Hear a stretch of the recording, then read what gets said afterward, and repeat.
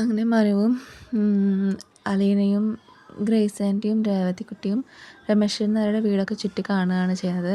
Rameshan Nair കവുങ്ങൻ തോട്ടവും rubber തോട്ടവും ഒരുപാട് സ്വത്തുക്കളുണ്ടെന്നൊക്കെ പറയുന്നുണ്ട്. അപ്പം മനു ചോദിക്കുന്നുണ്ട്, പണ്ട് കാലത്ത് ജന്മിയായിരുന്നു അല്ലേ? ആ ആയിരുന്നു.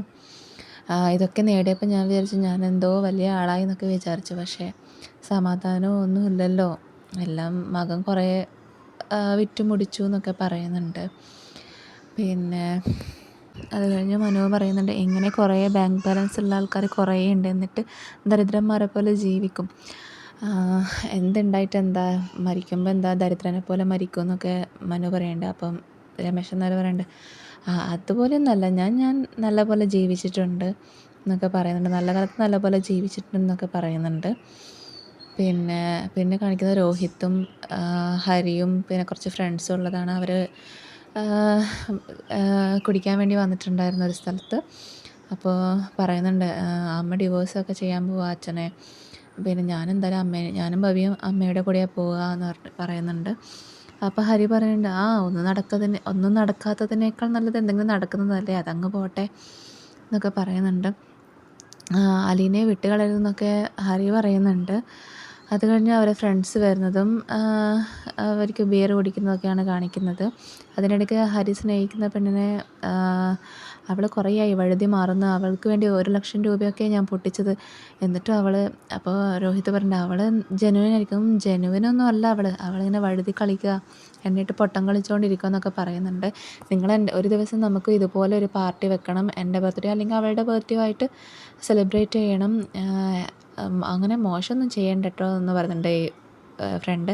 അപ്പോൾ ഹരി പറയുന്നുണ്ട്, അതൊന്നുമല്ല, നമുക്കൊന്ന് ഒരു പാർട്ടി കൂടാന്നൊക്കെ പറയണ്ട, ഞാനുണ്ട് നിൻ്റെ കൂടെ എന്നൊക്കെ പറയുന്നുണ്ട്. അപ്പോൾ രോഹിത്തൊന്നും മിണ്ടാതിരിക്കുന്നുണ്ട്. അപ്പോൾ രോഹിത് മറ്റുള്ളവരുടെ എന്താ ഇവനെന്താ ഒന്നും മിണ്ടാത്ത, അവൻ്റെ കാര്യം ഞാൻ നോക്കിക്കോളാം എന്നൊക്കെ ഹരി പറയുന്നുണ്ട്. അത് കഴിഞ്ഞ് മനുവും അലീനയും ബാക്കി രേവതിയും ഗ്രേസ് ആൻറ്റിയൊക്കെ കാരണം സംസാരിക്കുന്നതാണ്. അപ്പം മനു ചോദിക്കുന്നത്, നമുക്ക് ഫുഡ് കഴിച്ചാലോ എന്നൊക്കെ പറയുന്നുണ്ട്. അപ്പോൾ രേവതിക്കുട്ടി പറഞ്ഞു, എനിക്ക് നന്നായിട്ട് വിശക്കുന്നുണ്ട്. അപ്പം എല്ലാവരും പറയുന്നുണ്ട്, എനിക്കും വിശക്കുന്നുണ്ട് എന്നൊക്കെ പറയുന്നുണ്ട്. അപ്പോൾ ആരും മിണ്ടാതിരിക്കുവാണോ, എന്നാൽ പിന്നെ പറയണ്ടേ വിശക്കുന്നുണ്ടെങ്കിൽ. അപ്പോൾ രേവതിക്കുട്ടി പറയുന്നുണ്ട്, അല്ല ഞാൻ പറഞ്ഞിട്ടുണ്ടെങ്കിൽ ഞാൻ തീറ്റപ്രാന്തത്തിയാണെന്ന് വിചാരിച്ചാലോ എന്നൊക്കെ പറയുന്നുണ്ട്.